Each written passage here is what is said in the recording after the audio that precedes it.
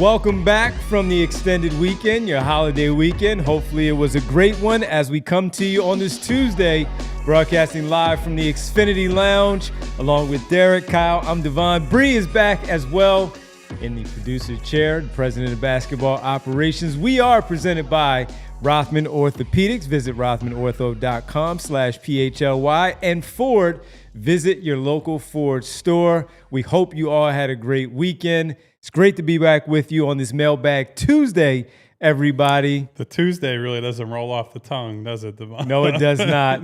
And it's September, huh? Crazy. We're getting that much closer to the start of media day, training camp, preseason, and the regular season. Good to be back with everybody here as we hang out with you for this Mailbag Tuesday instead of a Monday. Before we get started, though, we want to make sure that we let everybody know that at one point earlier in the year, we announced our partnership and teaming up with Big Brothers, Big Sisters. Well, it's back, Derek. We're back at it with Big Brothers, Big Sisters. Every September, Big Brothers, Big Sisters recognize the impact of its programming, the mentorship, and matches during the Big Brothers, Big Sisters month. So we are teaming up yet again with Big Brothers, Big Sisters. So whenever you check in with us and you feel like you want to maybe send a super chat or just simply hit the donation button that we have for you, that's going to be available for you here on the PHLY Sixers show and the PHLY network overall. So please do make sure if you can spare. I know you got to get the kids back to school and you did all of that. You got the supplies, got the new sneakers, got the new clothes. Maybe you had to buy the uniforms, but you have a little bit more to spare. Please, again, donate to Big Brothers, Big Sisters. We'll tell you about being a big later on if you want to sign up to be a big as part of the program as well. But it's for a great cause, teaming up with us once again here at PHLY. And before you even donate one thing, we want to thank you again for participating in just that. All right. Welcome back, everybody. It's good to have Kyle back from vacation, Bree back, me and Derek here as well. It's time to rock and roll as we get ready for the start of the season. Less than a month away now for Media Day, but we want to start off with our mailbag and keep it going. Hopefully less than a month away for Quentin Grimes to sign a contract with the Philadelphia 76ers. I did see him on Instagram, so he seems like he's still living it up pretty good on Instagram. He's showing everybody he's all right, smiling, all that good stuff. Do that dental and showing the chops. But, yeah, it would be nice if he just – I don't know what else you're going to get any differently than it was before. So, all right, let's get ready to start things off here on this Mailbag Tuesday. We have a lot of questions, and the first thing we were going to start off with, if you saw the thumbnail and the graphic, was Kelly Oubre. We haven't talked. We talk about him, but we haven't talked about him a lot.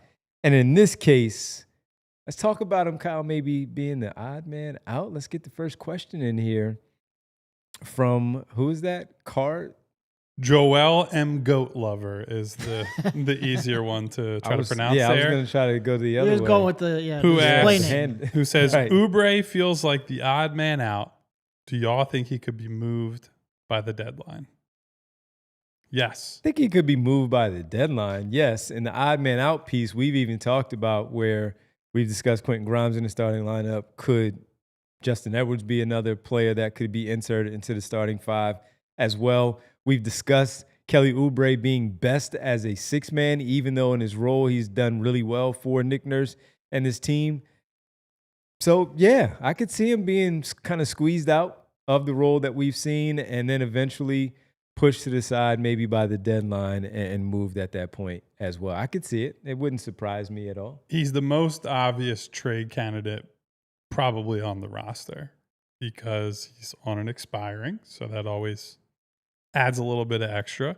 He is a prime-aged or close to prime-aged player, so a team that is maybe more in contention than the Sixers that's looking for a bit of help on the wing, whoever that might be, could be talked into taking on Kelly.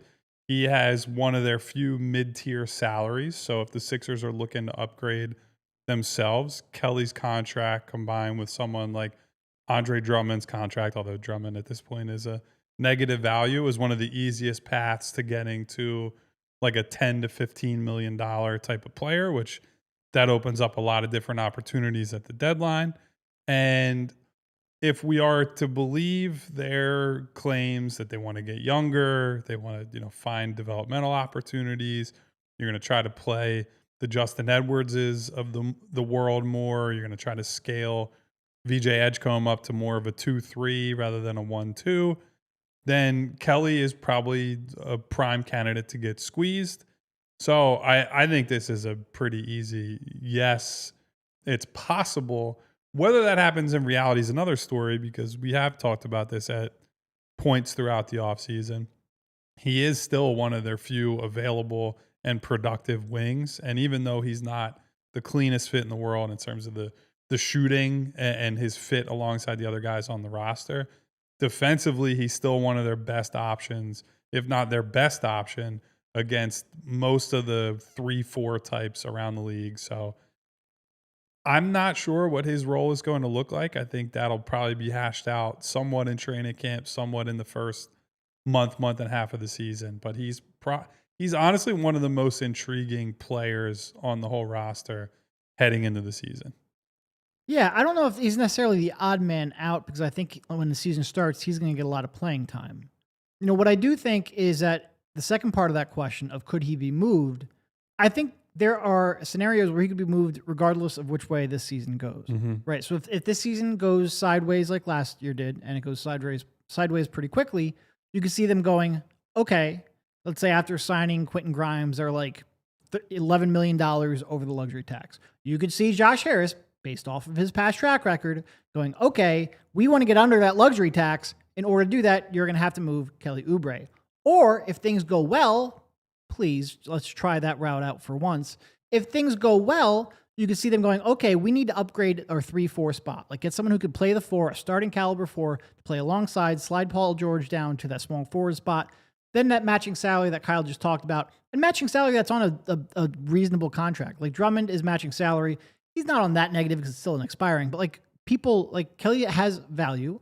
He has a reasonable contract. Like Kyle called it a mid-tier contract. It's not even mid-tier. It is like half of the mid-level exception. Like this is a really decent contract for someone who can play that kind of a role. If you're going to aggregate that and combine that and try to get a starter, that would be crucial to have him in the mix as well. So you could see him being moved regardless of a good outcome or a negative outcome with this season. Because of that, I certainly agree that there's a chance he could be moved throughout the season. The question is, under what circumstance? If he were to get squeezed out during the season at some point, who would be the candidate to do that? Is it Justin Edwards, like we've talked about before, possibly leveling up to another version, a better version of what we saw a year ago? What would that look like, and who would that be? I think it's a combination of Edwards, but also VJ Edgecombe, right? I think if VJ proves capable of defending enough threes that you can get him on the floor that way, right? So that opens up maybe some multi-guard lineups, and VJ is a much bigger organizational priority, right? So if VJ can get on the floor that way and not just as a pure backcourt guy, and that's a big ask, right? He's a young kid who's still filling out his body, who is not NBA wing size in terms of the height and the wingspan. If he can get there, then Kelly becomes the guy who you look at and say, well, he's probably not sticking around for the long term.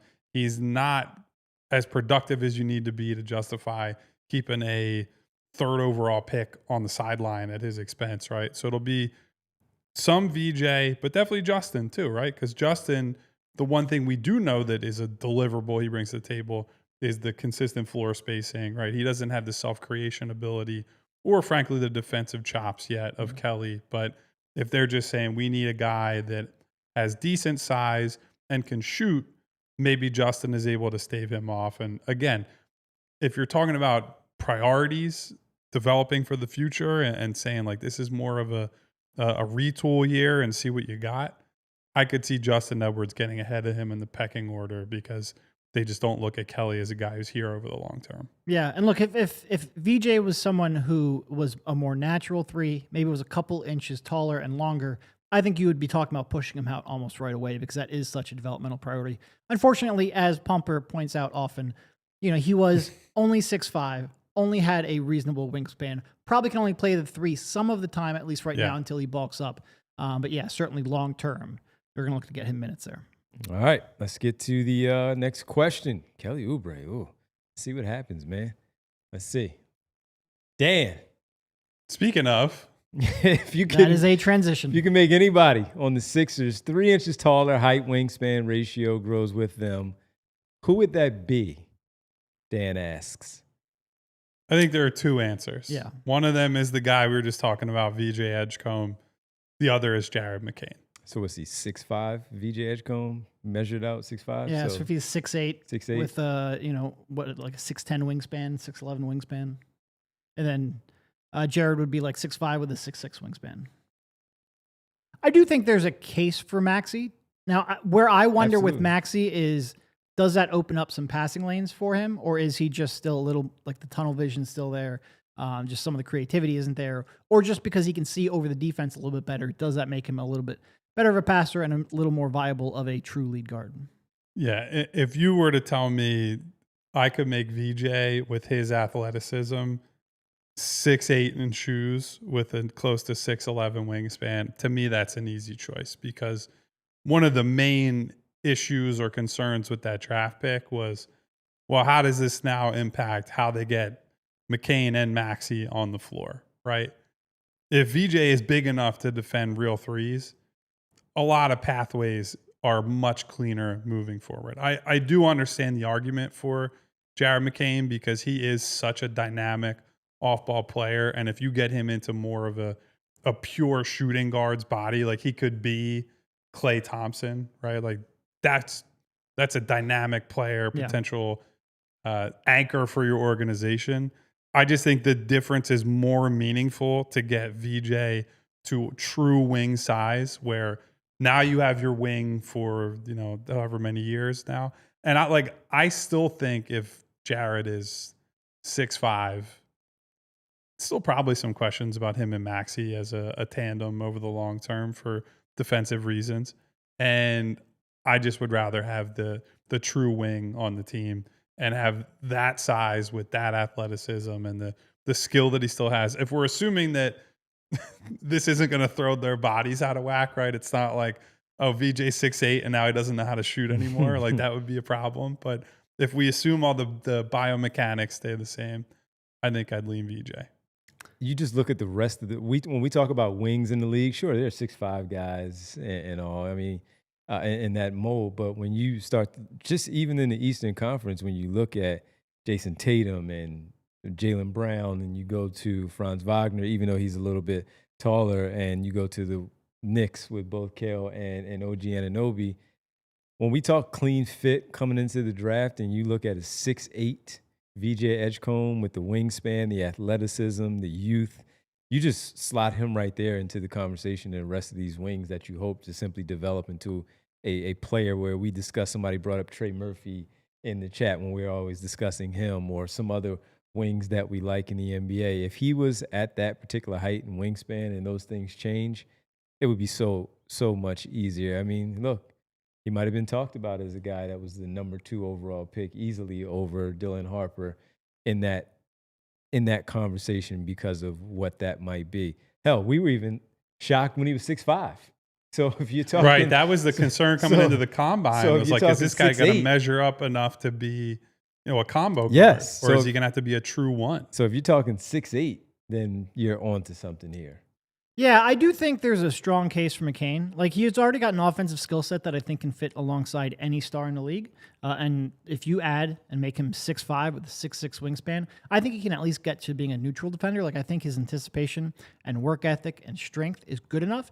Foot speed, obviously, like, we get bigger, you don't usually get better foot speed, so that's going to be a concern. But I think he would have enough tools where he could get to being neutral. And with that, I just think and not only that, but like his shot gets more of a weapon. Like, he can shoot over people. It's going to be tougher to contest his shot. Thompson, Yeah, I think he could end up being an all-star with that pretty easily. And an all-star that you can plug next to pretty much any star in the league. And I do think him and Maxey can both get to the point where they would be neutral defensively.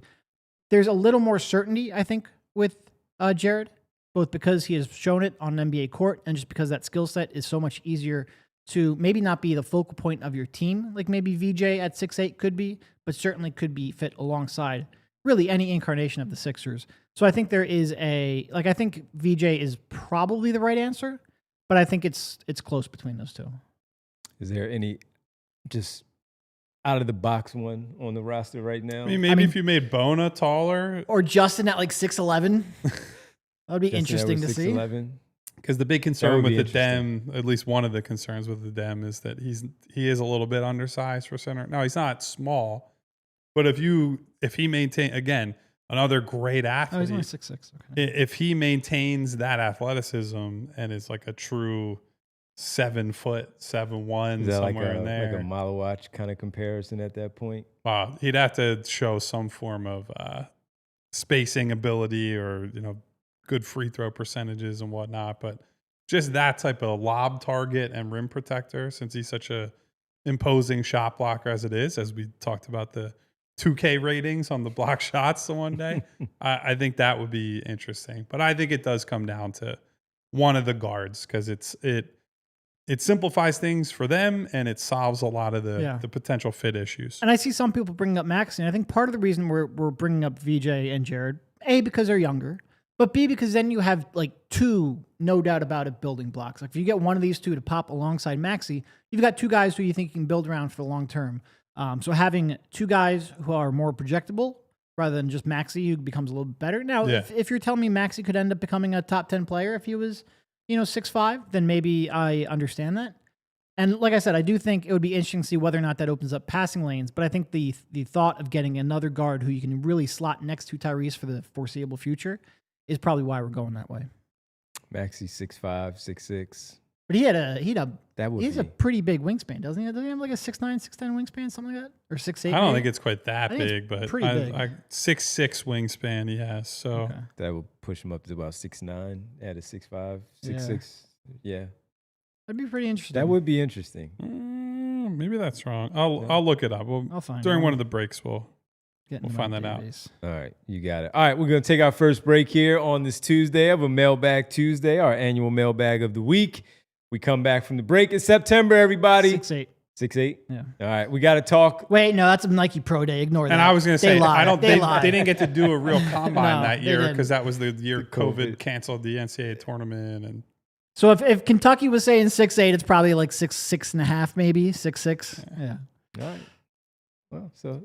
Yeah, I'll bring a measuring tape to the facility one day and say, hey, Tyrese, can you just stick your arms out for me?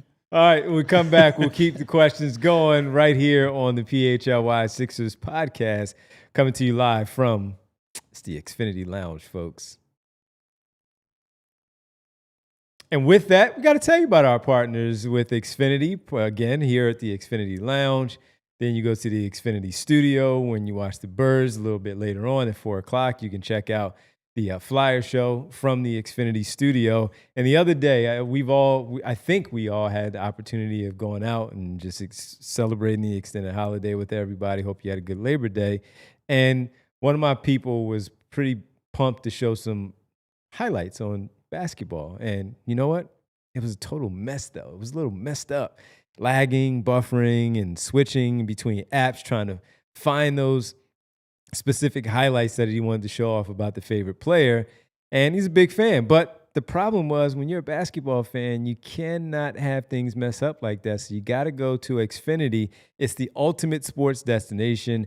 I can find the best games, favorite teams, all in one place. And the way I watch, next level, especially when the season gets underway. It's the perfect fan flex.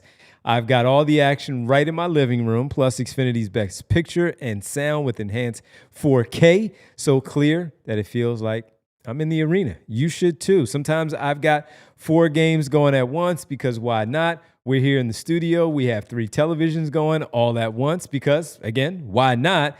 On top of that, I get real-time notifications, live stats right on my television. It's the best seat in the house every time. Next game day, make sure that big fan isn't a big fail. Learn more at Xfinity.com. That's Xfinity. Imagine that. Restrictions apply. Multi-view requires Xfinity 4K capable TV box. And of course, we have to tell you about our wonderful friends at Ford and the Ford Explorer, which is America's all-time best-selling SUV, a legacy of family trust, and performance. I've told you guys about the family trust I have in the Ford Explorer because my mom had one growing up. I've spent a lot of time in Ford Explorers, creating lots of great memories, hitting the, when you're a little kid, you want to go to the drive-thru or your favorite fast food place. You go to the beach. You're going on all kinds of fun little trips with mom, dad, your siblings. The Ford Explorer is the right SUV for you. It's got 3-row seating for up to 7 passengers, which, again, great for families and road trips.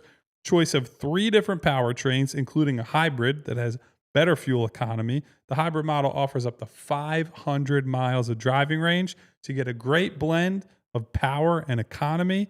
A 12.3-inch digital instrument cluster, which adds a high-tech feel to the driving experience.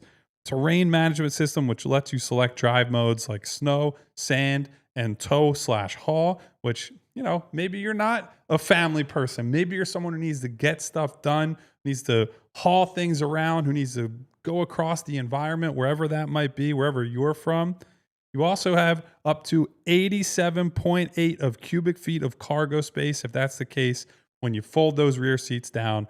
So whatever you want to throw in that truck, if it's people, if it's supplies for work, if it's groceries, you know that you have enough space and enough comfort in a Ford Explorer.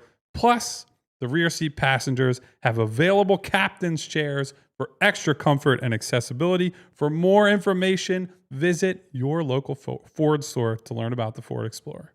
Welcome back to the PHLY Sixers podcast from the Xfinity Lounge.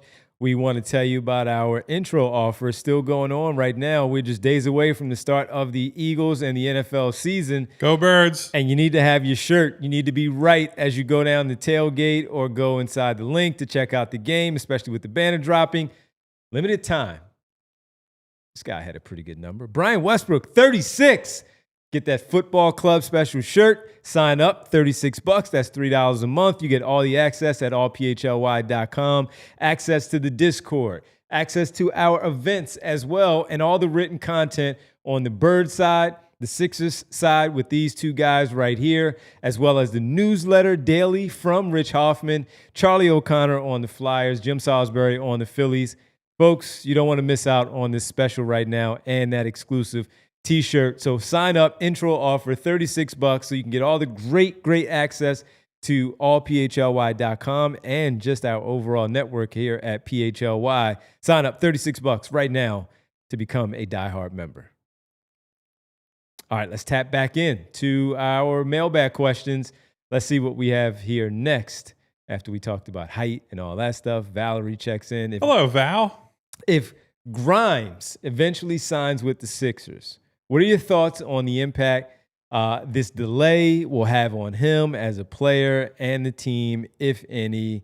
And there in parentheses, we see emotional, team building, all those things. Val, thank you for the question. Derek, what do you think? I would guess not much. I think most people in that locker room understand the business aspect of this game. I don't think people would hold it against him. Like you even see it when people like hold out or something like that. They come back. Like I said, I think most people in that locker room truly know, like, hey, this is his first chance to get a real payday. This is his first chance to control his own destiny. He wants to exercise any leverage he can get. And as long as he's doing that without throwing his teammates under the bus or really putting their season in jeopardy, I think for the most part, the locker room will be fine. Now, if he ends up actually holding out and coming in, like missing camp and missing practice time, that's when it could start getting a little dicey. And quite frankly, like it would be great if he was signed now because he would be in the gym with them right now. Like they usually work out at the facility in the weeks leading up to camp in an unofficial capacity, which you'll end up having like coaches watching from like the bleachers, not able to interact with them because of weird NBA rules. But if you get to camp and you're missing time, that's when maybe there could be a little bit. But for the most part, I think players are okay with it. Yeah, it's certainly not going to be, at least as far as we can tell, a Ben Simmons, James Harden type situation, right? Where these guys would get asked about it every day and it becomes this overall. So in that respect, it would be hard for it to become a problem for the team where, guys resent him or it messes up team chemistry.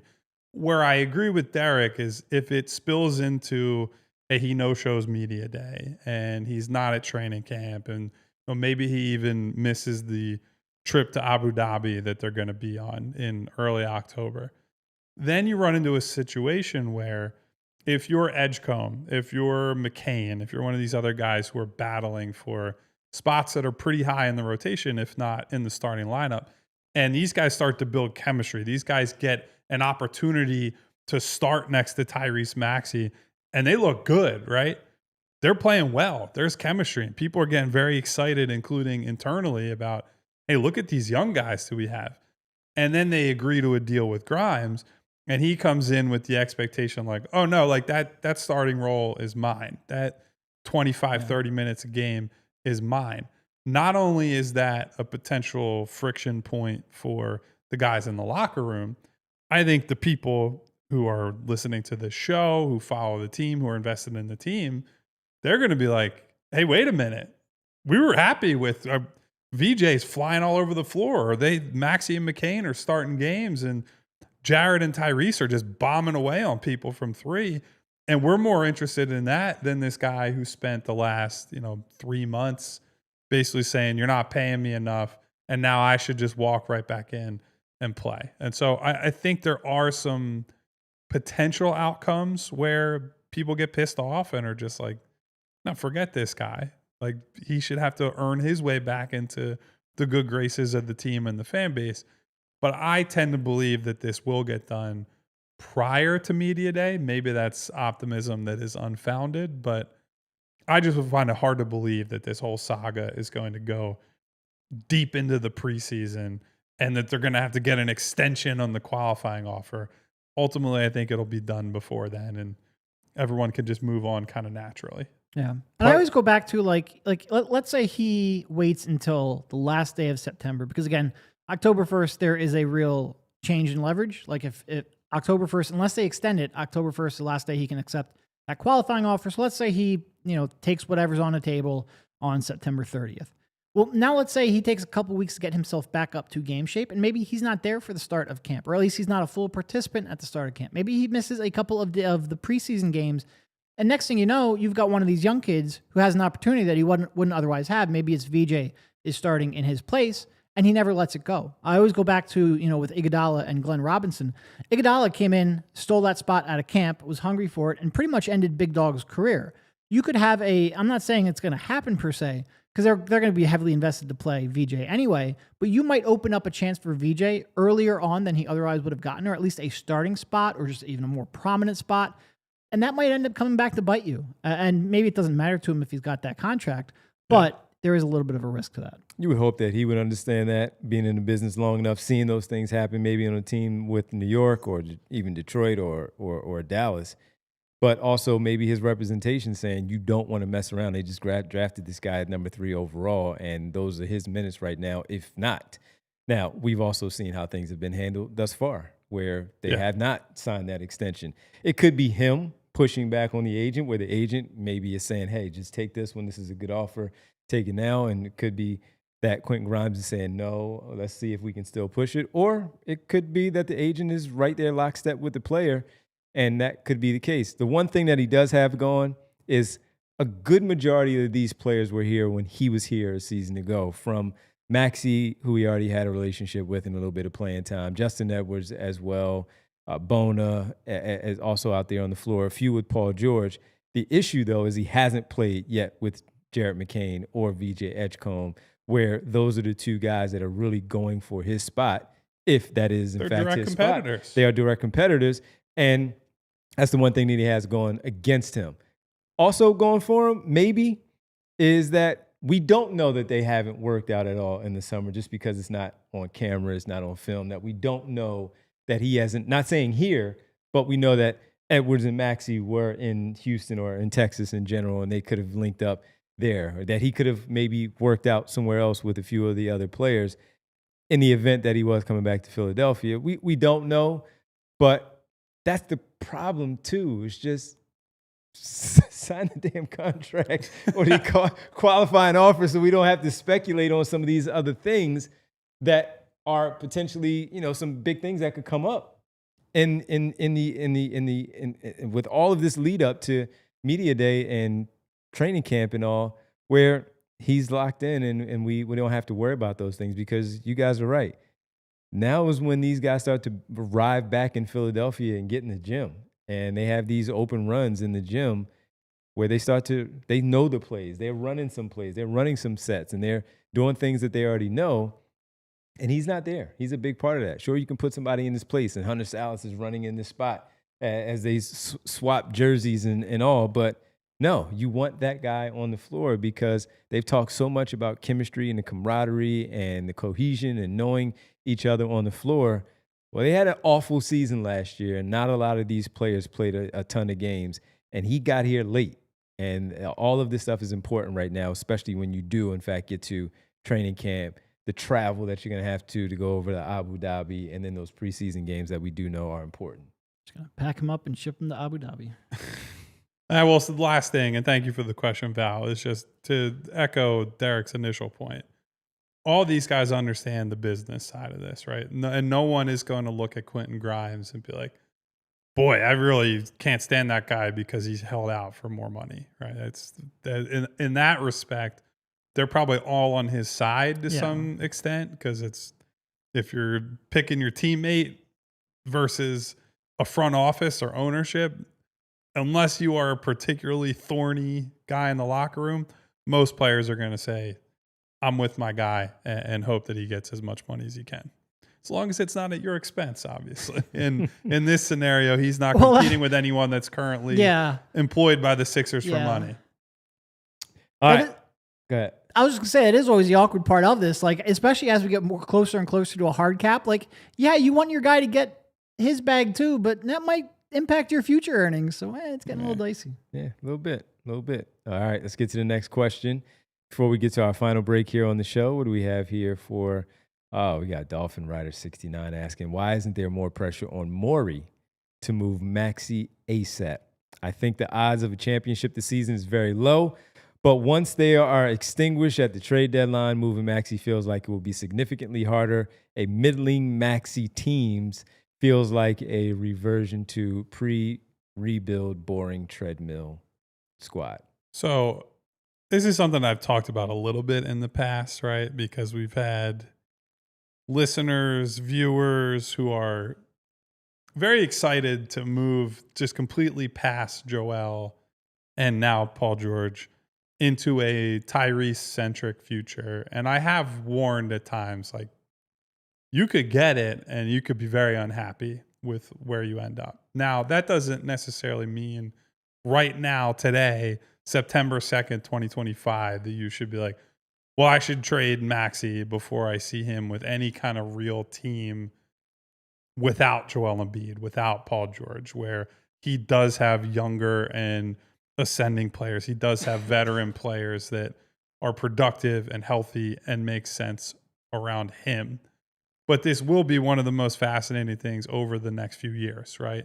And I think to the question from Dolphin Lover, the reason there's not more pressure on Tyrese is because I would say the vast majority of the fan base don't believe that would be the case, right? They don't believe that a Maxey-led future is middle ground, that they believe in Tyrese enough that they want to see it out, right? They want to see 3-4 years down the road as these contracts for Joel Embiid and Paul George come off the books, that as you reshuffle the roster around him, that he can be a guy or one of the guys.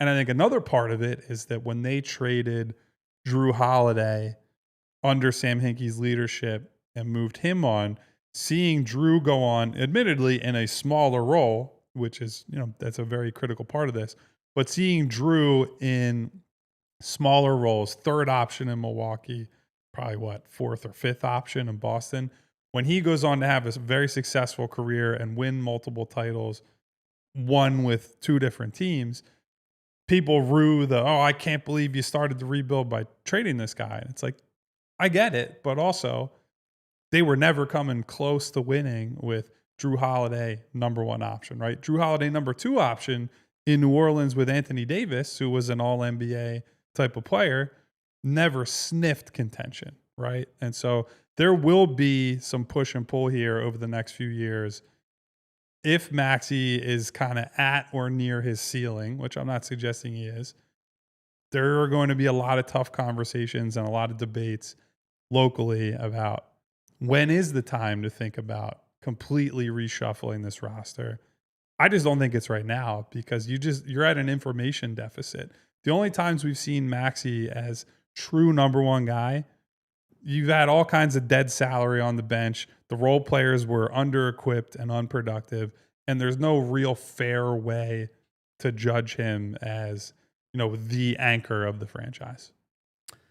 Yeah, look, I think the reason nobody's pushing for Daryl to look to explore trading Maxey is because he's a 24-year-old all-star. Like, I just don't think it's all that complicated. Like, I think there's some view that, like, if you don't trade him now and they come out and they have a bad season, his trade value is going to tank. And I just fundamentally don't think that's the case. Like, how many bad teams have we seen Devin Booker on? And look, Devin Booker's obviously a different player, had a longer track record, but, like, if Devin Booker was like, I want out of Phoenix, teams would be lining up to trade for him. Mm-hmm. And they just won 33 games last year. Obviously, the context there sucked. But the context here, when Maxey has been number one, has largely sucked. So I think, like, you are evaluating him is he capable of being the true alpha dog, number one, top 10 player, MVP caliber, elevated team? Teams, in order to give up a lot of value for him, don't need him to be that. They're probably, a team trying to acquire him probably already has a star, has someone they're building around. They're probably bringing him in to be a number two. And as we just saw with Bane this year, like, teams will give up a lot of assets and a lot of value to bring in a number two. He doesn't have to be a proven number one to have enormously positive trade value. And a guy who is 24 he's on 25% max, right? He didn't get super max. Yeah, on a 25% Yeah, because he max. missed out on all NBA. Yeah. The guy who's 24, has been an all-star on 25% max. You don't have to be an MVP caliber number one. You just have to be a really good player. And by the way, he fits on around a large number, whether it's an alpha predator wing or a big man. He fits alongside a lot of stars. He just doesn't really fit alongside of Jared McCain, which is part of the reason why we have a little bit of angst. He would have enormously positive trade value in the trade. That's going to be true now. That's going to be true in February. Like the character work ethic stuff too. Like, he's the sort of person that NBA teams are happy to be like, I will give up stuff for this guy, because if you compare him to like a Ja Morant, for example, Ja Morant, super talented. Most of the league looks at him at this point and are like, I can't trust that guy. Like, I don't know what's going on inside his head. And then you put in the health stuff. Like, Tyrese is a, knock on wood, obviously, a relatively healthy player with a clean track record on basically every front, on top of being an all-star. Yeah. So it's like all those different factors. And D-Flyers in the chat saying there's a curve with age on the x-axis and value on the y. That's true. You're just at 24, I think you're well ahead of that curve. Like, if he was 27, 28, I would agree with what you're saying, that you had a decision to make. If they need to move him in 12 months when he's 25, they'll get perfectly fine value back. All right, let's take our final break here on the PHLY Sixers podcast. We come back, we keep the questions going, and we'll also talk a little bit more about Xfinity in a different role. But as we told you at the top of the show, we are coming to you live from the Xfinity Lounge here on the PHLY Sixers podcast. And gang, I got to talk to you about some money. Kids going back to school. It's September. And you want to make sure that they are right and make sure you're right, because when things turn to September, you kind of start looking towards the holidays of Thanksgiving and Christmas, and you want to make sure your savings are right. And that makes me talk to you about our good people from TrueMark Financial. Middle school, high school kids, believe it or not, they're right back in school and they're here. So with those new classes, new supplies, and of course, a new sense of independence, they're growing up fast, but one thing that hasn't changed, back to school shopping still adds up. Backpacks, tech accessories, sneakers, clothes, the must-haves, and you got to have the right brand, everybody, and a pile of supplies that seem to grow every year. That's why this time around, you got to plan ahead, and you got to use your TrueMark Financial Credit Union, the debit card that earns rewards. Every time I use my card and choose credit for those back-to-school purchases, I earn points, whether it's for lunch gear, headphones, or that hoodie that they just had to have. And those points, You can redeem them for cash as well. Gift cards, travel, and much more. I've already spotted a gift card that'll help cover part of our school shopping list that we took care of, and also some things that I know that they're going to want. It feels great knowing I'm getting rewarded just for buying the things that my kid needs anyway. If you're already a TrueMark Financial Credit Union member, be sure to check out your debit card benefits before you start shopping. And if you're not yet a member, now's a great time to join. Just visit one of TrueMark's Financial's 24 branches. I was riding by one in Upper Darby just recently. Or head to TrueMark.com to open an account today. TrueMark Financial Credit Union is federally insured by the NCUA. Make sure you check them out. Once again, TrueMark.com. And guys, I've mentioned this in the past. Whenever I sign up for a new money app, I'm always blown away by all of the subscriptions I forgot I had. Come on, man. Really, really bad. The great thing about Monarch Money is that it's not just telling you your subscriptions. It's also telling you where you're spending your money and what you're spending your money on. It really gives you a great full look into your financial picture. Feel organized and confident in your finances with Monarch Money, an all-in-one personal finance tool that brings your entire financial life together in one clean interface on your laptop or phone. And right now, just for our listeners, Monarch is offering 50% off your first year. Monarch is built for people with busy lives. If you put off organizing your finances, Monarch is for you. Monarch does the heavy lifting, link all of your accounts in minutes and get clear data visuals, smart categorization of your spending, and real control over your money. If you're not on top of your money, you could be missing chances to save more, invest smarter, or hit your financial goals faster. Monarch helps you stay informed so nothing slips through the cracks. Monarch isn't just another finance app. It's a real tool. It's a tool real professionals and experts actually love. Named the best budgeting app of 2025 by the Wall Street Journal. Monarch Money gives your partner full access to your shared dashboard, including linked accounts, budgets, goals, and spending activity all in one place and at no extra cost. Fights about money are the number one reason relationships fall apart. No fighting. Don't let financial opportunities slip through the cracks. Use code PHLY at monarchmoney.com in your browser for half off your first year. That's 50% off your first year at monarchmoney.com with code PHLY. Welcome back to the PHLY Sixers podcast here from the Xfinity Lounge, presented by Ford, your local Ford store, and Rothman Orthopedics. Visit rothmanOrtho.com/PHLY. Let's get to our next question here on a Mailbag Tuesday. Look at Avi checking in. Hello, Avi. Look at Avi checking in. Who on the current Sixers roster has the best chance of having a future season as a top 15 NBA player for any squad? Rank the four most likely players. Four most likely. By definition, 1 and 2 are Maxey and Embiid in either order. I would probably go Embiid first just because I think he has a capability of that, even if the odds of him staying healthy are like very small. Yeah, this is one where the incumbents have to be where you place the most money on a bet, right? Because getting to where Tyrese is, right, which we would probably say is what, 25 to 35 range, like that's very hard to get to. That's a difficult spot to get to. And then to climb from that range into top 15, even top 10 type of player is much, much harder, right? To separate from the very good borderline all-star tier to foundational player in the NBA it's a hard group to crack. Joel has cracked it, right? Whether he ever does again is pretty unlikely, I think, at this point. But he at least has been there and shown he can do it. Well, and I will say with Joel, he can take a pretty sizable step back and still be in that top 15. Like he was top 1 or 2. Even if he's not previous Joel, he has a chance of being, top 15 Joel. It's really about staying on the court. Yeah, like third team All NBA center or whatever. Like there's absolutely a path to that.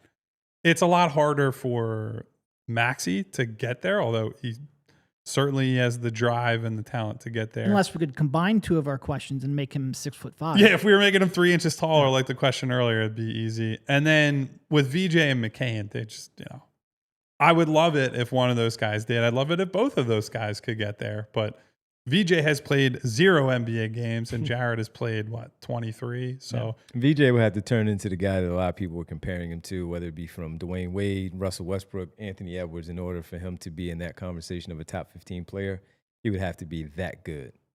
Yeah. And like, here's the other thing too. Joel could be a top 15 player for like a month and then never again. It could just be like, hey, he's healthy enough in January where he's dominant and people, oh, he's back to old Joel, and perception or however you want to measure it, he is that. That doesn't mean he's going to be that for a sustained period of time. So I think it's probably Joel and then Maxey and then anybody else. I would probably, if I had to list a third guy, it would probably be VJ over Jared. It would be. Even though I've been a big booster of Jared and brought him up as maybe he would be the guy that I would say to give that 3 inches to, make him 6'5". Part of the reason I don't think I struggle to see him being top 15 is because he's 6'2". Like that's just a tough thing to overcome. All right. Good question though. It's tough because you really only see the two guys who've already done it, or at least Embiid has done it and Maxey getting close. You see, we didn't mention Paul George, and in this case, you just went straight to the young guys on this one because I would love you for Paul to prove us wrong on that front. Yeah, but does not feel like a reasonable thing. But it also just talks about why we like the roster in the sense of, all right, they have some depth a little bit here. There are not many guys that you look at and say, yeah, they could be top 15 outside of the two that have already done Paul it. George has not made an All-NBA team since 2020, 2021. But he's made All-Star twice since then? Yeah. Yeah, and he was very, very good in the season before he came here, right? Almost 23 points a game, shot 41% from three on high volume, good defensive player. Like he's probably in that mix that he's still not making all NBA, right? Making the top, being a top 15 player is an enormously high bar to clear. Yep, absolutely. Especially as, like the guys who are like the Wembys are only getting better. Anthony Edwards, guys like that solidify themselves. That's a tough list to crack. Yes, it is. All right, it's a good question, though, Avi. We appreciate it. Let's get to our next question here. Busey, 49. Should we read anything into the Rico Hines run for the Sixers players specifically? Like, did Nurse want VJ and Wofford to bring the ball up a lot and initiate? And in parentheses, yes, I know I need to find something else to watch. No, you're watching the right thing. You're watching the PHLY Sixers podcast, and you're checking in on your basketball players and seeing what they're doing in the offseason. So what do you make of the Rico Hines runs, especially with it being important over the last couple of years because he's been an assistant on the staff? I certainly wouldn't say that because you see VJ with the ball in his hands in a scrimmage playing with two-way players and more fringe roster guys that he's going to be the point guard. I do think it was more meaningful that combined with Summer League, they put the ball in his hands a lot, right? And so he's not someone that is strictly going to be used as a point guard. He's also not strictly going to be an off guard either. And I think Nurse has also hinted at it a little bit when we've had some side conversations with him. Like you guys might be surprised by how we use him this year. And so there have been little breadcrumbs being left that I've been hammering the point VJ thing. I think it's more meaningful though that there are just three high level guards or guard prospects that have to get time. So they're going to make him try a lot of things. It's his rookie year. You don't want to go in and say he will only play this position because that pigeonholes him, that shrinks his role a good amount because Maxey will just be better than he is, right? And McCain has the experience advantage. So Watford, I'd also not read a lot into because the big conversation we've had all offseason is some of the things that he does or did in Brooklyn that made him a desirable free agency target are not really translatable to how we think he'll be used here. It's how does he adapt and use the skill that he has in a short roll situation, playing in pick and rolls, or as a guy playing out of the dunker spot or wherever they might move him around to this year. So enjoy the Rico Hines footage, salivate over the highlights and the Jabari Walker coast to coast footage. You see a lot of that, but it's highlight footage, right? Don't read a whole lot into anything. That's and it's just the highlights. summer, so you take anything. How many Ben Simmons shooting videos did we watch in the offseason and say, oh, this could be the year, and it didn't happen? that Jabari Walker coast to coast after grabbing defensive rebound. Kyle and I were sitting here one day watching. So like 4 or 5 of them. That was the exact example I was going to use to say, don't read too much into what's happening in the Rico Hines runs. Yeah. Give the ball up, big fella. Run the floor, fill the lane. There you go. Let's get to the next question. Anthony wins. Speaking of Jabari Walker, very timely, Bree. Thank you. Why exactly did the Sixers get Jabari Walker on a deal like that? Like, obviously coming off a down year, but still a 23-year-old power forward coming off a good shooting season who previous seasons have shown he can get boards at a good level. So you got him on a two-way deal, everybody. And he's one that we've talked about at that 4 spot that is really intriguing to find out who he is, what he is, and what it means on a quote-unquote decent team if there's still a decent team. Yeah, I mean, look, I think there's just a lot of uncertainty over his offensive role and probably more specifically his shot. Like, I think that he needs to, he made a good amount not a good amount. He made a good percentage last year on a very low volume. Before that, he was a pretty bad shooter and a very limited offensive player. He needs to prove his role in the NBA. And until you do that, you end up getting either two-way contracts or minimums until you really, really prove yourself. Clearly, the rebounding is a legit skill. He's got a lot of intrigue. I think it's probably a little bit surprising got him on a two-way instead of a minimum, but at this point, you're kind of just splitting hairs a little bit. When we talked with Sam Vecini during the pre-draft process, a lot of his explanation for how he evaluates guys is looking at the NBA as it has increasingly become a league where everyone needs to dribble, pass, and shoot.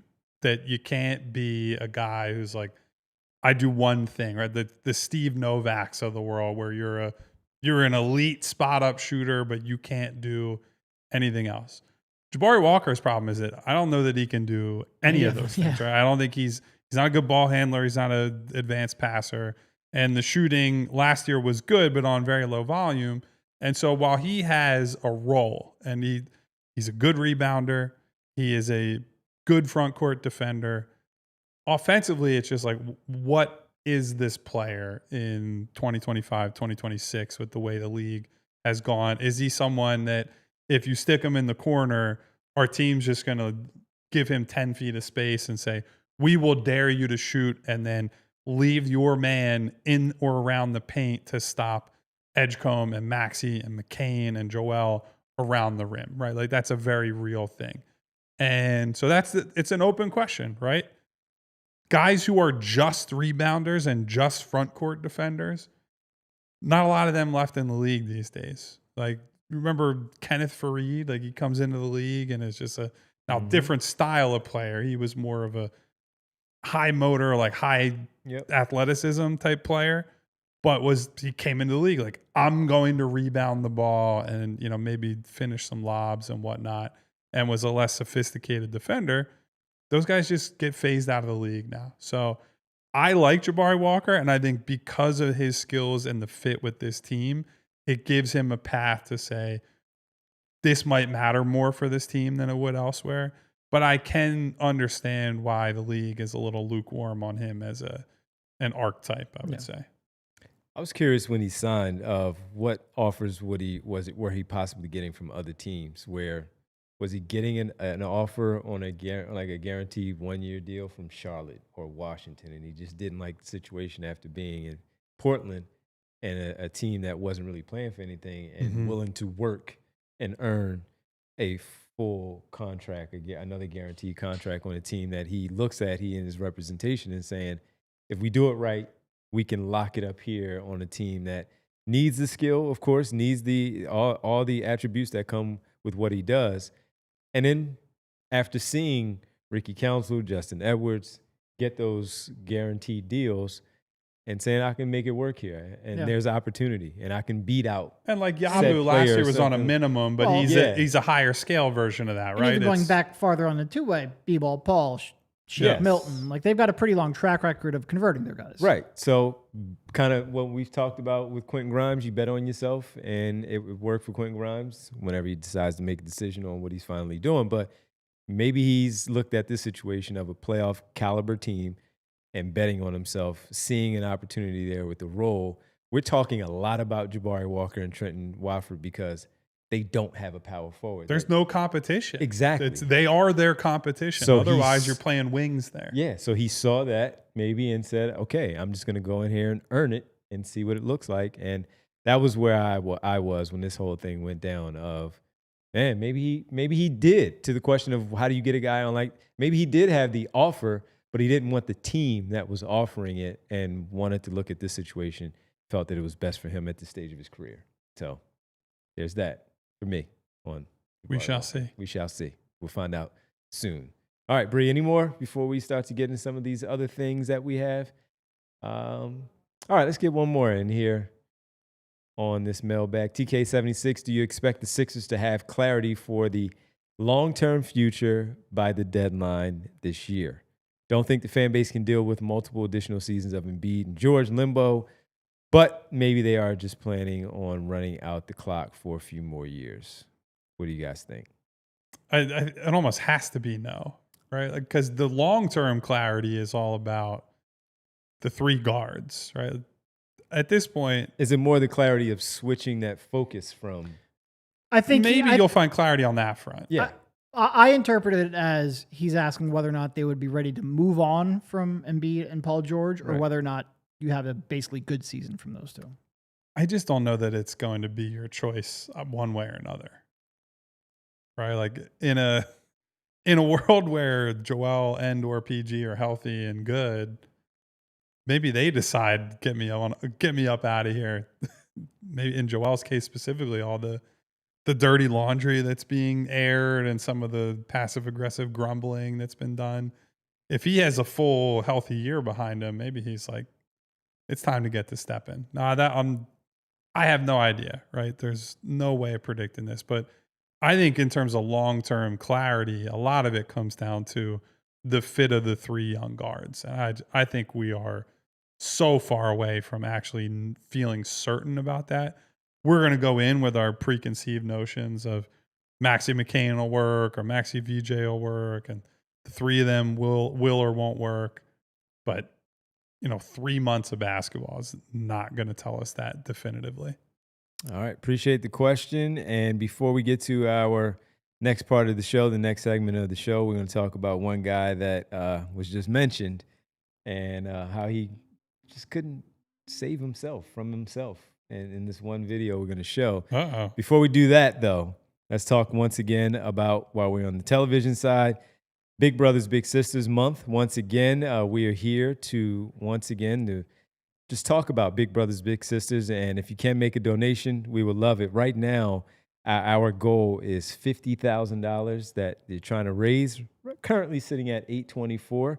So that's for the month. So we still have time. It's already September 2nd, so we're just getting underway. But if you can find it, if you can scrape anything together and just simply make a donation to Big Brothers Big Sisters all month, we really appreciate it. We have 27 days left. We're at $824 as we speak.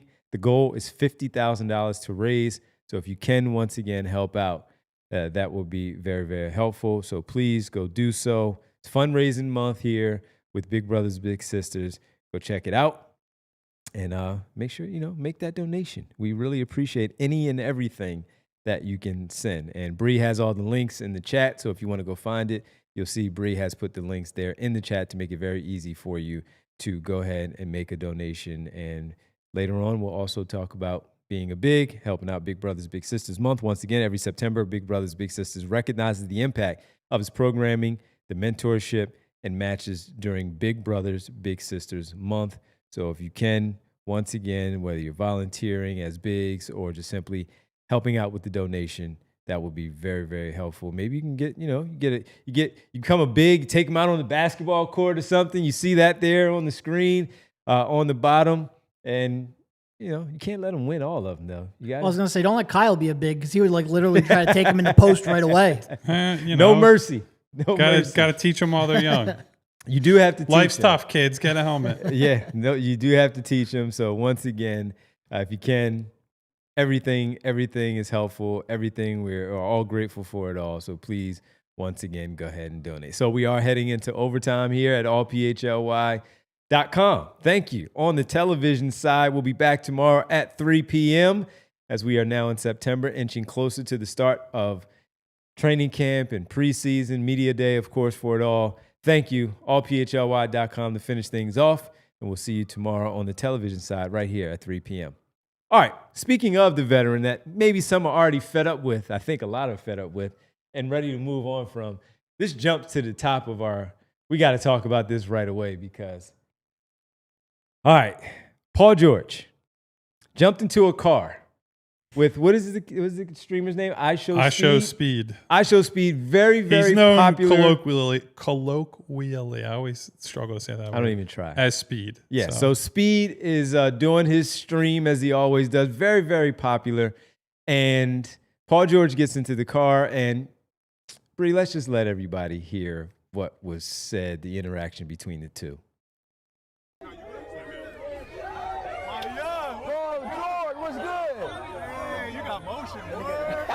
It's crazy. You the president, dog. A president. Let's take a selfie. Location free, peace driver.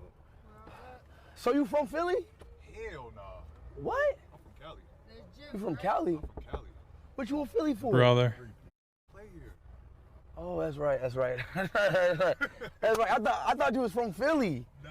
I thought you had history in Philly. Nah. Cause you look like It's love here though. It's love. because you look like somebody who plays from Philly. I look like a Philly. All right, so That hell nah for a guy who has accomplished this little in Philadelphia. he Might gave want to him, just he gave him a layup, even though Speed didn't realize. He knows Paul George is, but he doesn't realize Paul George plays for the Sixers. All right, a little bit of a red flag there, but he still, Derek gave him a layup of simply saying, this is home. Yes, this is, while I'm from Los Angeles, this is home. And he couldn't just take the layup. And look, I'm like a big benefit of the doubt guy. I think he was probably just trying to be like, I want to like, point out that I'm a West Coast guy, my hometown, but like, you're on camera. The hell nah can't come out of your mouth. And I don't care. I just don't care about any of this stuff. Well, you got to understand people are not going to like that. You just got to understand. I don't honestly care that much. It's just like every time he has an opportunity to do anything that would gain him a little bit of, I don't want to say respect, but a little bit of leeway with people in Philadelphia, he consistently does the wrong thing. And this is a guy who considers himself, what does he say? He's new media, right? And he's on new media. You know what you can and cannot say. You can't say that. You can't say, hell no. And that type of tone and expect to get a Good luck with this one, Paul. Yeah, I'll just say that. You can't expect to get some good feedback from that one whatsoever. Yeah, whatsoever. And again, I don't care either. don't Normally, I'm like, all right, whatever. give a shit. But man, just like, he's supposed to be really media savvy. Yes. It's like, just. He's been around the league for a long time. Somebody mentioned it, like, just stop stepping on the rake right in front of you. Just stop. It's like Sideshow Bob. Yeah. So one thing, because Speed is in town, Paul George is already in town. He's back in town. All right, so he's not on the West Coast. All right, if you agree to do that, even not knowing what's coming next, you can't get in the car and respond like that. You just cannot do that, man. So that's not going to go over well. As Kyle said, good luck with that one, because I don't know how much support you're going to get out of that one. And saying, oh, it was just a slip up on this one. I even saw Pat Beverly already saying on Twitter, man, that was the easiest answer. He could have given the easiest answer. And he just, he stepped all over. He stepped in it all. And all right, there you have it. Good luck, brother. Yeah, there you have it on that one.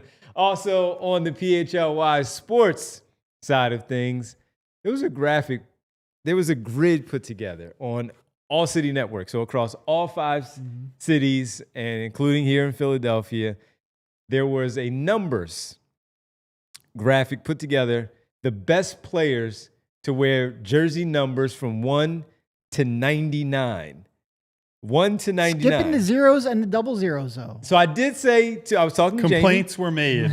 I was talking to Jamie, and I said, what about 0? He was like, yeah, we did forget that one. Because, look, this is this reminder, is though, ALLCITY. 0 and double zero are different numbers. Two different numbers. You can have it both on the same team. I'm trying to think, is there any double zeros, though, from the other cities? That Aaron Spencer Gordon? was, right? Aaron Gordon? Spencer Hawes? Yeah, he was. Aaron Gordon from Denver would be one. Yeah, absolutely. But Kobe White in Chicago, but all of that. Folks, go take a look at our grid here, the best at every number from 1 to 99. Kyle, there's some controversial ones in there. Roy Halladay is representing I was going to say, number 34. so 34, I think, is probably the most interesting one, right? Which is not to say that Roy Halladay wasn't great. No. It's just But he saying only played 4 years here. got a conversation with Charles And Barkley. the fourth year was when things started to just break down for him physically. And Charles Barkley played, 8-9 seasons here, I think, if I remember correctly. Yeah. And was an all-star for probably 6 of those. I think he was top 5 in MVP voting multiple times. Halladay's got the Cy Young. He's got the playoff no-hitter. He's got the perfect game. So it's an interesting kind of longevity versus peak thing, which is not to say Chuck had a low peak in Philadelphia. It's just, I don't know. I don't know how I would unpack that one. I think some of the other ones, like 20, I think Derek pointed out on Twitter, I was like, it pains me that this is not Brian Dawkins, but it's not. Mike Yeah. Schmidt is the greatest third baseman of all time. So it's hard to argue against that one. Yeah, 34, I think, is probably the most interesting one. 26 could be interesting another 2 or 3 years, right? Chase, Saquon. 1 year, I can't give it to you. But Yeah, I was going to say Saquon would have to put together a pretty dominant stretch here because Chase was very, very good. But The other one that got a lot of conversation was number 98 because it's Mike Patterson from the Eagles. Jalen Carter's been here for 2 years, but Jalen Carter is Jalen Carter. So it's still early. those numbers in the 90s, though, that's like exclusively football territory. Like it's the only sport that you're competing against. Yeah, I guess no Really, anything above DJ's like getting into 50. the 77 Can he business, pass though. coffee? Can he get past coffee there? You know, well, he might only wear 77 for like a year, so we'll see. But yeah, so folks, go check it out. It's there at PHLY Sports, our Twitter account, PHLY_sports on Twitter. Check it out, comment, start some debates there, have some good engagement with the back and forth of the numbers, what it looks like, who should be where, and Provolone John asked, who is that at number 1? I can't squint. It's Bernie Perrant, which, what was the saying? Only Jesus saves more than Yes. Bernie. yeah. The only other one was, and I think there's one follow-up at PHLY Sports, number 1. So you mentioned 20 with Dawkins and Schmidt. Number 1 was Bernie Perrant and Richie Ashburn. Of which one would you go to in that one? So yeah, there's some interesting ones. The Bryce Harper, Allen Iverson one was one that has been brought up, and I don't think you're knocking off Allen Iverson in that No. case. Again, Now, this- if they win a World Series, He's gotten to he's gotten to one. One. Yeah, he's gotten to one, and One. they've been pretty. one NLCS. and he was damn good in that World Series run. So yeah, but all right, so go check it out, everybody. Here's another one because I didn't look through all these earlier, just some that were pertinent to Sixers related discussions. I'm taking Jordan Mailata over Yager Yes. any day. Yeah. Yeah, Any day. What was he here for a year? yeah. I'd have to double He check. might have been Now, here for like 2 years, but you got a Super Bowl, Jordan Mailata, 7th round pick. right, and Yager is like a guy who was good while he was here, but his best years were definitively Yes. not here. Where Jordan Mailata has been very good to great and has been here the whole time, right? So that's an easy one for me where I take this as what you did in Philadelphia. It's not just like, hey, you wore this number and we're judging you for the body of work. Yeah, So give me Mailata over Yager for sure. I agree with that one. Definitely agree with that. So go check it out, everybody. PHLY_sports and see what the numbers look like from 1 to 99. And we just simply added 0. We just threw Tyrese Maxey in there to start things off. Also, Was there another 0? I'd have to. DeAndre Swift was You're the 0. number guy. I don't know. If you don't know, I don't know. Nah, Come on. there's no one else. Here's what I would ask you. What would it take for Jalen Hurts to surpass Bernie Perrant? Like, how far away is he from? Because he's already from gotten doing so. two Super Bowls. He outplayed the quarterback in both of them. Yeah. I think he might need to win 2 more in order to do that. He needs to have. I don't know Bernie's like I would have to go back and accolades study off the top Bernie's of my career a head, little but more. I know Yeah. that he was particularly dynamic at that position at a time when, we'll say, goaltending was not as good as it is these days. Would he have to win the Super Bowls or simply be good and get there? Is my question of him surpassing? I don't know. I don't Because know. and the other, so I'm people now saying on the Bernie one Perrant. more championship would. I think that's probably fair. because he's gotten to 2. If he gets to another one and wins another, then that might do it. The thing is, Bernie, when the Flyers won the Stanley Cup twice in a row, won the Vezina and won the Conn Smythe both years, right? So he was the best goalie and the playoff MVP both times they won it. That's a high bar to clear. And that's not, so I'm not diminishing Jalen in any way, but if you're talking about peak Philadelphia athlete, Bernie is certainly up there.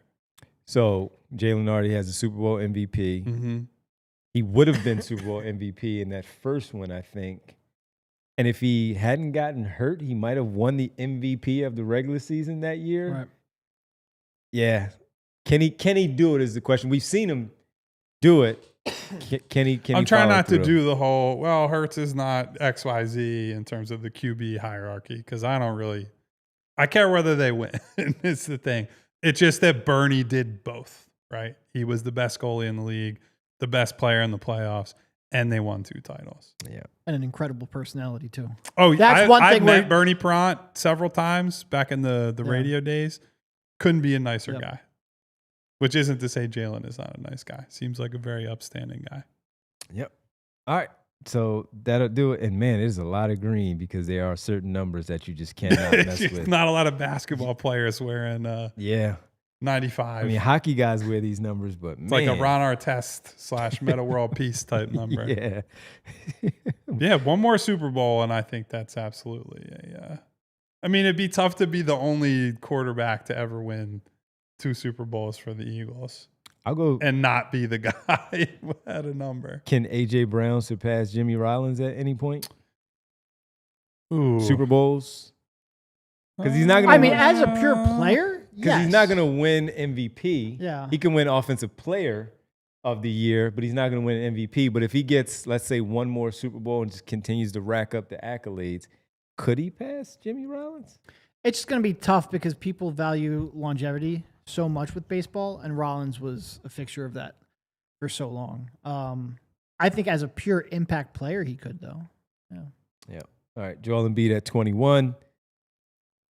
And what? Iverson at 3. Moses Malone at 2. Shays at 4. Dr. J at 6. Elton Brand at 42. Wow. And I mean, it's like what? Him and Al Horford? Who else wore 42? And you got 76 Sean Bradley at 76. So those are the representatives for the Sixers side. We gotta improve on that 76. I feel like there's got to be another player to wear that. Yeah. Just a question, everybody. Just asking about number 11. I'm looking at the 42s as well. Theo 42. Ratliff.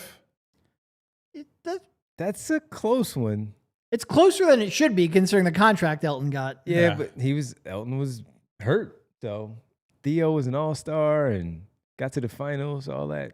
But it was just 1 year. All right. This is the most Devon Givens debate of all Jaminski. time. Missed the number king himself. Eugene says it should be hip-hop for 76. The Should have been mascot. Stackhouse, unfortunately. Yeah, good Yeah, call. well, Good call. That one didn't work call. out. All right, That well. final one in news and notes before we get out of here. We talk about us being partnered up with Xfinity, being here from the Xfinity Lounge. Well, they have made it official down there at the arena in South Philly at the complex. It's officially official, as it says here on the Twitter account, the Xfinity Mobile Arena, Kyle. It is official. They had their big announcement today in the 10 o'clock hour. The mascots, both Gritty and our friend, of course, Franklin, the dog, maybe make an appearance on the show here. Maybe your friend. Well, No, I'm just kidding. We'll get him. I have We'll no get him in. thoughts one We'll way or get him another in on here Franklin. and make sure everything is all good. Xfinity Mobile Arena is Remember when they official. outed him when they found the anyway? we won't get Yeah, into that. yeah. It's official. The Xfinity Mobile Arena. There My you go. strongest take was, God, it's weird seeing Jared in a hat. He is not a hat guy. Yeah. Did he cut his hair or is it braided? Because it looks like I there's- don't know. There's no hair. Yeah, you can't. It wasn't one where he's got the normal Jared hair because that's when Yes. it's like it would be spilling out from. But under I've the seen him hat, with so- hats with his hair, and We'll have to go to Jared's YouTube It's channel not and see there. what his hair is looking like right It's now not in there. a couple of I days. don't know what he did. So what's the nickname? Did we come to? Yeah. All I right. haven't It's thought not about for it me to enough. decide. We've got time. I work there. Other people go there. It's a different dynamic. Yeah. The fans will ultimately decide what it's called. We'll see what the nickname is. All right. That'll do Xfinity it. doesn't want it to be a nickname. They want it to be Xfinity Mobile Arena. Respect our partners, Savon. Xfinity, we love you. We talk about it all the time. Everyone it's that going to complained happen. about shortening the link, It's going it's like, to buddy, happen. you're not going to Yeah, stop it's- that. Yeah, it's going to happen. All right, Cannot be folks. stopped. It's September. We're here. It's time for the world famous. It's the roll call. Hello and goodbye to all our wonderful friends like Money Mar, What my up, girl Mar? Nona, Theo, Jess. Is it Say Al what? or Theo? It's Theo. Are you sure? Yeah, I'm It's definitely Theo. You done messed up. You done messed up, Aaron. Hey, Ron. Hello and goodbye to you, my friend. Smy Guy, Provolone John, Music Lover 31, Play that music. Eugene Ross, What up, Gene? Austin Krell, he? arguing with Derek in there. Was Austin there today? He was. All right. Well, I don't know if he was at the All right. Xfinity Mobile Arena. I'll just say it as many times as we can before we leave. Hello to Lee Nguyen. What up, Lee? Hello to SB Cole. Hello to my guy Will, to Brian Knight, Willie Will. to I Gavini, to D Flyers, The Flyers. Yams. Whoa. Whoa, what did Yams do? I don't Is know. Yams in trouble? I feel like when I see Yams recently, Yams has been giving out all kinds of like drink recipes and concoctions I won't repeat on the air because I don't, who knows who that'll run afoul of. But hello to Yams. Goodbye to Yams. Yeah. Thank you to everyone who is here with us. 215J Philly. 215J Philly. What up? This is Nate 5. Nate. Very straightforward. This is Nate. This is Nate. There What you up, go. Nate? Thank you to Mom. Hello, Checking mother. in. Love that. Thank you to each and every one of you for stopping by, spending some time out of your day to hang out with us, Thank you. to open September while we still wait for the Quentin Grimes experience to end, begin, however you want to phrase it. Man. When the news comes in, you know we will be talking about it. Until then, hit the subscribe button, hit the bell icon so you get notifications each and every time we go live, and hit the thumbs up button to say thank you, Super Producer Bree. Welcome back to Super Producer Bree after President a nice of Basketball Ops. earned break that she had last week. Until tomorrow at 3 o'clock. We'll see you then. Goodbye. See ya. We all silly like the mayor.